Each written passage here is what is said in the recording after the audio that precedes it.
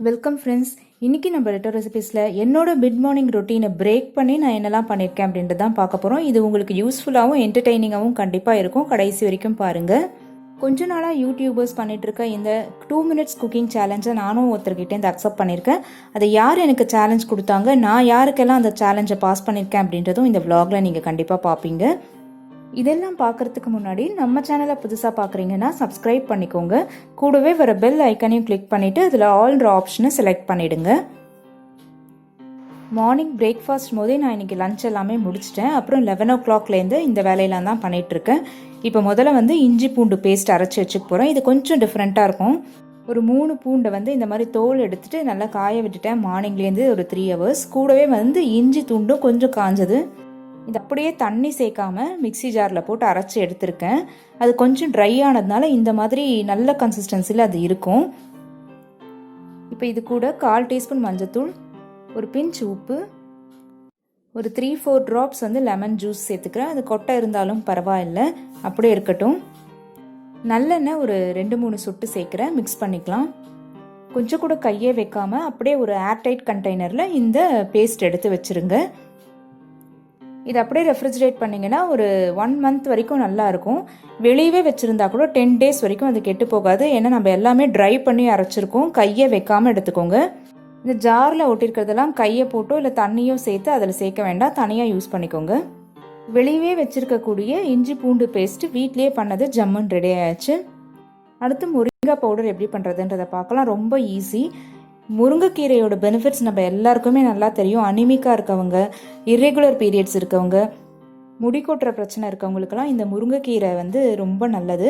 இதை நம்ம ட்ரை ஆக்கி பொடி பண்ணி வச்சுக்கிட்டு டெய்லி ஒரு டம்ளரில் இந்த பொடியை போட்டு சாப்பிட்டோம்னா அவ்வளோ ஹெல்த் பெனிஃபிட்ஸ் இருக்குது. இந்த பவுடர் எப்படி ப்ரிப்பேர் பண்ணுறதுன்றது தான் இப்போ நம்ம பார்க்க போகிறோம். இந்த முருங்கைக்கீரையை நல்லா வாஷ் பண்ணிவிட்டு இந்த மாதிரி தனித்தனியாக கீரையை எடுத்து நான் தட்டுலேயே அப்படியே 1 day காய வச்சுருக்கேன், வீட்டுக்குள்ளேயே தான். இப்போ இந்த ஒரு கட்டு கீரைக்கு ஒரு 1/4 டீஸ்பூன் உப்பு சேர்த்து மிக்சியில் அரைச்சிக்கலாம். நல்லா சலசலன்னு காஞ்சிருந்ததுன்னா இந்த மாதிரி உங்களுக்கு நல்ல பவுடர் கிடச்சிரும். இதை சலிச்சு ரொம்ப ஃபைன் பவுடராக எடுத்துக்காதீங்க. இதையும் அப்படியே ஒரு டைட் கண்டெய்னரில் போட்டு வச்சுருங்க. இதெல்லாம் 10 daysக்கு ஒரு வாட்டி நான் பண்ணி வச்சுருவேன். அவ்வளோதான். டெய்லி ஒரு 200 ml தண்ணியில் 1 ஸ்பூன் அளவு சாப்பிட்டுட்டே வந்தோம்னா அயன் கண்டென்ட் நல்லா நம்ம உடம்புல சேரும். ரொம்ப நல்லதும் கூட. இதே மாதிரி எடுத்த உடனே க்ளோஸ் பண்ணி வச்சிடணும். இது எப்படி இந்த முருங்கா லீவ்ஸை யூஸ் பண்ணுறதுன்றதை நான் தனியாக ஒரு அப்லோட் போடுறேன். இது எல்லாருமே சாப்பிடலாம். முக்கியமாக பெண் குழந்தைங்க இருக்க வீட்டில் சின்ன வயசுலேருந்தே ப்ராக்டிஸ் பண்ணுங்கள். அடுத்து என்னோடய கிச்சன் கவுண்டர் டாப் 2 minutes குக்கிங்காக ரெடி பண்ணிகிட்ருக்கேன். அடுப்பை மொத்தமாக ஓரம் தள்ளி வச்சாச்சு பாருங்கள். மார்னிங்கே நான் லன்ச் எல்லாமும் ப்ரிப்பேர் பண்ணிவிட்டு எல்லாத்தையுமே ஓரம் தள்ளி வச்சுட்டேன். என்னெல்லாம் இதுக்கு தேவையோ அது எல்லாத்தையுமே எடுத்து மட்டும் வச்சுருக்கேன். நைஃபு, ஸ்பூனு, இந்த மாதிரி இதெல்லாம். பால், என்ன ப்ரிப்பேர் பண்ண போகிறேன் அப்படின்ற ஒரு ரஃப் ஐடியா தான் இருக்குது. எல்லாமே பண்ணி முடிக்க முடியுமா அப்படின்றது தெரியல. எல்லாத்தையும் எடுத்து முதல்ல வச்சுருக்கேன்.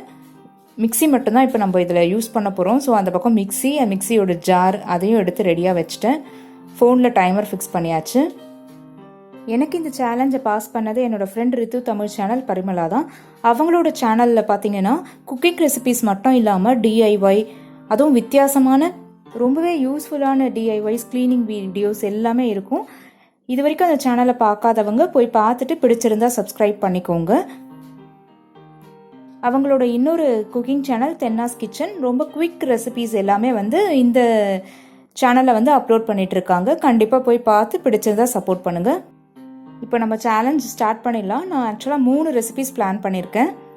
இப்போ கேமரா ஃபிக்ஸ் பண்ணி நான் ட்ரைபாடில் கொஞ்சம் ஓரமாக வச்சுருக்கேன். ஃபோக்கஸ் கரெக்டாக ரெசிபியில் பண்ணுற மாதிரி இல்லாமல் இடமும் வேணும் அப்படின்றதுனால கொஞ்சம் தள்ளி தள்ளி வச்சுருக்கேன் எல்லாத்தையுமே.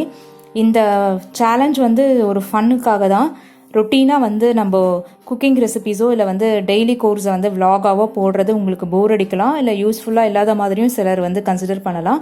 இது ஒரு என்டர்டெய்னிங்காக இருக்கும் அப்படின்றதுனால தான். இது பிடிச்சிருந்தா இதை பார்த்துட்டு நீங்கள் யாராவது இந்த சேலஞ்ச் அக்செப்ட் பண்ணுறதா இருந்தால் கூட அக்செப்ட் பண்ணிவிட்டு என்னோடய மெயில் ஐடிக்கு அனுப்பலாம். இதெல்லாம் நான் கடைசியாக சொல்கிறேன் கண்டிப்பாக. இப்போ முதல் ரெசிபி ஸ்டார்ட் பண்ணுறதுக்கு முன்னாடி 2 minutesக்கு முதல்ல நான் டைம் செட் பண்ணிடுறேன். இந்த மொபைல் வந்து தூரமாக இருக்கிறது பார்க்குறதே வந்து எனக்கு டைம் ஆகிற மாதிரி இருக்குது. பக்கத்தில் வச்சுக்கலாம். ஃபஸ்ட்டு வந்து பொட்டுக்கடலை உருண்டை தான் பண்ண போகிறேன். 1 கப் பொட்டுக்கடலையும் 1 கப் சர்க்கரையும் அந்த இதில் எடுத்து வச்சுருக்கேன். அதை அப்படியே மிக்ஸி ஜாரில் போட்டு நான் வந்து அரைச்சி எடுத்துக்க போகிறேன். அதுக்கான பிளேட்டை மட்டும் நான் பக்கத்தில் வச்சுட்டேன், வேறு எதையுமே எடுக்கலை. இப்போ வந்து டைமரை ஸ்டார்ட் பண்ணிடலாம். ஸ்டார்ட் பண்ணிவிட்டு அதுக்கப்புறம் தான் வந்து எல்லாமே பண்ண போகிறேன். 2 மினிட்ஸ் இருக்குது, பார்த்துக்கோங்க. ஃபன்னுக்கு தான் பண்ணுறோம் அப்படின்னா கூட 2 மினிட்ஸில் முடிப்போமா அப்படின்ற ஒரு அந்த ஆக்சைட்டி இருக்குது நமக்கு. இப்போ ஸ்டார்ட் ஆகிடுச்சு. மிக்சியில் போட்டு அரைச்சி எடுத்துகிட்டு வந்துடுறேன். நான் ஏற்கனவே சொன்ன மாதிரி ஃபோக்கஸ் வந்து ஒவ்வொன்றுத்தையும் செட் பண்ணாமல் முக்கியமாக வந்து டைமரை பார்த்துட்டே இருந்தால் தான் உங்களுக்கும் த்ரில்லிங்காக இருக்கும். இப்போது மிக்சிலேருந்து அரைச்சிட்டு வந்த பவுடரை கொட்டிடுறேன். ஏற்கனவே நெய் கூட நான் எடுத்து வச்சுருக்கேன். இது சூடாக்கினதுலாம் இல்லை, அப்படியே பாட்டில்லேருந்து எடுத்து அந்த நெய் தான். மேலே மட்டும் கொஞ்சம் அப்படியே இருக்கும் இல்லையா, இது சம்மர் சீசன்றதுனால அது உறைஞ்செல்லாம் போகலை. அவ்வளோதாங்க, ரொம்ப ஈஸி இது. ஆனால் கையெல்லாம் ஒட்டுற மாதிரி இருக்குது. கரெக்டாக 2 மினிட்ஸ்க்குள்ளே முடிப்பேனா அப்படின்னு தெரியல. செகண்ட்ஸ் வந்து போக போக வந்து ஏன் இதை போய் ஃபஸ்ட் எடுத்தோம் அப்படின்னு யோசிச்சுட்டே தான் இப்போ நான் வந்து அவசரமாக பிடிச்சிட்ருக்கேன். ரவுண்டாக கூட பிடிக்க வரல பாருங்கள். அவ்வளோதான், இன்னும் ஒரு 1 மினிட் தான் இருக்குது. இப்போ தான் 2 உருண்டையே பிடிச்சிருக்கேன். கஷ்டமானதை ஃபஸ்ட்டு எடுத்துட்டேன் போல இருக்குது. எப்படியும் முடிச்சிடலாம். நெய் இன்னும் கொஞ்சம் சேர்த்துக்கிட்டா வந்து சீக்கிரம் பிடிக்க முடியும்னு நினைக்கிறேன். ஆனால் எடுத்து வச்சதே நான் அதை கம்மியாக எடுத்து வச்சுட்டேன். அங்கே போய் எடுத்துகிட்டு வரதுக்குள்ளே லேட் ஆகிடும். அதனால் அப்படியே தான் பிடிக்க போகிறேன். நல்லா வருது, அப்பாடி. ரொம்ப ஜாலியாக கூட இருக்குங்க. த்ரில்லிங்காக இருக்கிறத விட சிரிப்பும் வருது நமக்கு. கண்டிப்பாக இந்த மாதிரி ஏதாவது ஒன்று நீங்களே ட்ரை பண்ணி பாருங்களேன். ஃபன்னுக்காக குக்கிங்கில் நல்ல சேஞ்ச் நமக்கு ரொட்டீன்லேருந்து.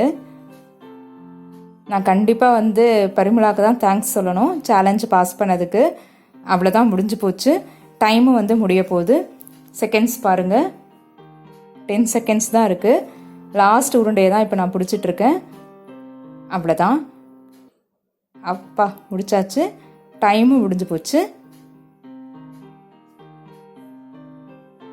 ஓகேங்க, இப்போ அடுத்த ரெசிபி பார்த்துடலாம்.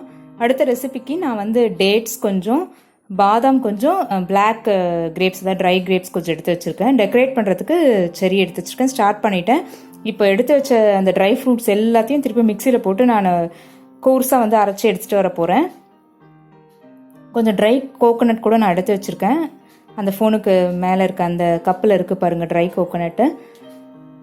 ஓரமாக அந்த ட்ரைபாடை வந்து நான் வச்சிட்டதுனால ஒவ்வொரு வேலையும் வந்து ஃபோக்கஸ் பண்ண முடியல. ஐயோ, அரைச்சிட்டு வரத்துக்குள்ளேயே அது வந்து டேட்ஸோடன்றதுனால அதுவே லேட் ஆச்சு. இப்போது செகண்ட்ஸ் வந்து கொஞ்சம் நிறைய ஓடிட்டா மாதிரி இருக்குது. இது வந்து பாதாம், டேட்ஸு, அப்புறம் dry grapes, black colour grapes. அவ்வளோதான், இது அப்படியே வந்து உருண்டை பிடிச்சிட வேண்டியது தான். கிரேப்ஸுன்றதுனால டேட்ஸுன்றதுனால ஈஸியாக வந்து அது நமக்கு உருண்டை பிடிக்க வந்துடும். பிடிச்சிட்டேன். ஆனால் நான் ஒரு முக்கியமான விஷயம் மறந்துட்டேன். அந்த நெய் வந்து நான் அந்த பொட்டுக்கடலை உருண்டைக்கு எடுத்தேன். திருப்பி அந்த நெய்யை எடுத்துக்கிறதுக்கு மறந்துட்டேன். சும்மா இருக்கிறத மட்டும் கையில் தொட்டு இப்போ உருண்டை பிடிச்சாச்சு. மேலே டெக்கரேட் பண்ணுறதுக்காக செரியும் அந்த டூத் பிக்கு அந்த குச்சியையும் இப்போ வச்சாச்சு. 1, அவ்வளோதான். அடுத்த 2வது அதே மாதிரி உருண்டை பிடிச்சிடலாம். இதுக்கும் வந்து நெய் இல்லை, அதை எடுத்து வச்சுக்க மறந்துட்டேன். அதனால் இருக்கிறதையே அப்படியே சும்மா கையில் எடுத்து தொட்டுட்டு மேலே ஒரு செரியை வச்சுட்டு அந்த டூத் பிக் பண்ணி மேலே அதை வச்சிடுறேன். ரொம்ப அழகாக இருக்கும். நீங்கள் இந்த மாதிரி பார்ட்டிக்கெலாம் இதை பண்ணும்போது வந்து சூப்பராக இருக்கும். ஹெல்த்தியும் கூட. எதுவுமே நம்ம ஆர்டிஃபிஷியல் ஸ்வீட்னர்லாம் எதுவுமே சேர்க்காததுனால ரொம்ப ஹெல்த்தி. இது டைம் இருக்கிறதுனால நான் இப்போ அந்த ட்ரை கோகோனட், டெசிகேட்டட் கோகோனட்டில் டிப் பண்ணி எடுத்துடுறேன். பார்க்கவும் நல்லாயிருக்கும். அது அப்படியே ஒட்டிக்கும். நல்ல நெய் இருந்ததுன்னா நல்லாவே ஒட்டிக்கும். கொஞ்சம் தான் நெய் இருக்குன்றதுனால அது அந்த மாதிரி ஒட்டியிருக்கு. முடிச்சாச்சு பாருங்கள். இப்போ டைமும் பாருங்கள், 4 செகண்ட்ஸ். 3, 2, 1, 0 முடிச்சாச்சு.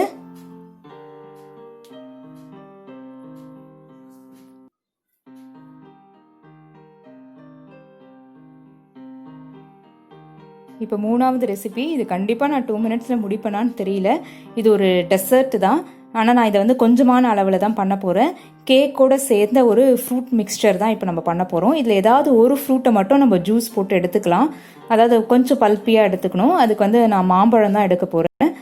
மாம்பழத்தை வந்து அப்படியே கட் பண்ணிவிட்டு ஸ்பூனால் ஸ்கூப் அவுட் பண்ண போகிறேன். ஸ்கூப் அவுட் பண்ணிவிட்டு பாலோடு சேர்த்து அரைச்சிக்க போகிறேன். இப்போ நீங்கள் இதில் எதுவும் சர்க்கரை அந்த மாதிரிலாம் எதுவுமே சேர்க்க வேண்டாம். எந்த ஃப்ரூட் வேணாலும் அந்த மாதிரி எடுத்துக்கலாம். இது மாம்பழ சீசன் அப்படின்றதுனால நான் இதை வந்து மாம்பழத்தை இன்னைக்கு எடுத்திருக்கேன்.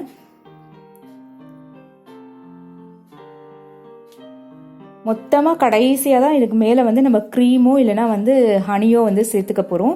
இல்லை எந்த ஸ்வீட்னருமே இல்லாமல் கூட இது நல்லாயிருக்கும். ஃப்ரூட்டோட ரியல் டேஸ்ட்டாக அந்த டெசர்ட்டு தான் இப்போ நான் பண்ண போகிறேன். இப்போ அதை வந்து அரைச்சிட்ருக்கேன் மிக்சியில். ரொம்ப க்ரீமியாக அரைச்சிடாதீங்க. கொஞ்சம் கொஞ்சம் அந்த மாம்பழ துண்டு இருக்கா மாதிரி அரைச்சிங்கன்னா தான் சாப்பிடும் போது வந்து நல்லாயிருக்கும். இந்த ஜூஸை ஸ்கூப் அவுட் பண்ணி ஜூஸ் எடுக்கிறதுக்கே எவ்வளோ டைம் ஆகிடுச்சு பாருங்கள். இப்போ நான் நடுவில் வந்து ஒரு கேக் பீஸ் வச்சிடுறேன். நீங்கள் பிஸ்கெட் கூட வைக்கலாம். இப்போ அரைச்ச அந்த மாம்பழ இதை வந்து அப்படியே அதில் சேர்த்துடலாம். அவ்வளோதான். ஏதாவது ஒரு ஃப்ரூட்டை அரைச்சிட்டு மற்ற ஃப்ரூட்ஸ் எல்லாத்தையுமே வந்து கொஞ்சம் கொஞ்சம் சின்னதாக கட் பண்ணி அதில் அப்படியே நம்ம சேர்த்துட போகிறோம். ஸோ எடுத்து சாப்பிடும் போது ரொம்ப டேஸ்டியாக இருக்கும். அதுக்கு நான் இப்போ ஆப்பிள் எடுக்கிறேன். ஆப்பிள் ஒரு கார்னரில் சேர்த்துடுறேன். அடுத்த ஃப்ரூட் வந்து நான் சப்போட்டா எடுத்திருக்கேன். கொஞ்சம் டிஃப்ரெண்ட்டாகவும் வேறு கலரில் இருக்கணும் அப்படின்றதுனால. இதில் பனானா மட்டும் நான் எடுக்கலை. சில பனானா வந்து கலர் மாறிடும், அதனால் இப்போ தோலை மட்டும் சீவிட்டு அப்படியே சப்போட்டாவை கட் பண்ணி நான் அதில் சேர்த்துடுறேன். அவ்வளோதான். இப்போ நடுவில் இருக்க இடத்துல வந்து இந்த கடையில் வாங்கின அந்த செரி அதை சேர்த்துடுறேன். டைம் பாருங்கள், ஐயோ 8 செகண்ட்ஸ். இப்போ மேலே வந்து டெசிகேட்டட் கோகோனட் தூவிடலாம். அவ்வளோதான், முடிஞ்சு போச்சு. சூப்பரான டெசர்ட் ரெடி ஆயாச்சு. டைமும் முடிஞ்சாச்சு. முடிச்சிட்டேன் எப்படியோ. ஃபஸ்ட்டு பண்ண பொட்டுக்கடலை நெய் உருண்டை இதுதான் ரொம்ப டேஸ்டியாக இருந்ததுங்க. ஹெல்த்தியும் கூட. ட்ரை பண்ணுங்கள். அடுத்தது ட்ரை ஃப்ரூட்ஸ் பால் தான். இதை நீங்கள் பார்ட்டிக்கெலாம் கொடுக்கும்போது ரிச்சாக இருக்கும், ஹெல்த்தியும் கூட. இந்த டெசர்ட் வந்து எங்கள் குட்டி சார் மேலே தேன் வேணும்ன்ட்டாரு, அதனால அப்புறம் நான் தேன் சேர்த்தேன். அடுத்து 2 மினிட்ஸ் சேலஞ்சை நான் 3 பேருக்கு பாஸ் பண்ண போகிறேன். இது வந்து அவங்க குக்கிங் சேலஞ்சாகவும் எடுத்துக்கலாம், இல்லை டிஐஒய் கூட பண்ணலாம், இல்லைனா ஒரு மேக்கப் கூட 2 மினிட்ஸில் பண்ணலாம். எது வேணாலும் இருக்கலாம். Rani's home kitchen, Narmada's Tamil kitchen, beauty bongers, இதில் நீங்கள் 2 மினிட்ஸில் எந்த சேலஞ்சாக வேணாலும் அக்செப்ட் பண்ணி பண்ணலாம். இவங்க மட்டும் இல்லாமல் நம்ம சேனலோட சப்ஸ்கிரைபர்ஸ், வியூவர்ஸ் யார் வேணாலும் இந்த சேலஞ்சை அக்செப்ட் பண்ணிவிட்டு நீங்கள் என்ன 2 மினிட்ஸை சேலஞ்ச் பண்ணியிருக்கீங்கன்றதை இந்த மெயில் ஐடிக்கு அனுப்பிச்சி வைங்க. இது உங்களுக்கு கண்டிப்பாக இன்ட்ரெஸ்டிங்காக இருந்திருக்குன்றதை நம்புகிறேன். உங்களுக்கு பிடிச்சிருந்தா லைக் பண்ணுங்கள். நம்ம சேனல் மைதிலி ஸ்ட்ரீட் ரெசிபீஸை மறக்காமல் சப்ஸ்கிரைப் பண்ணிக்கோங்க. தேங்க்யூ.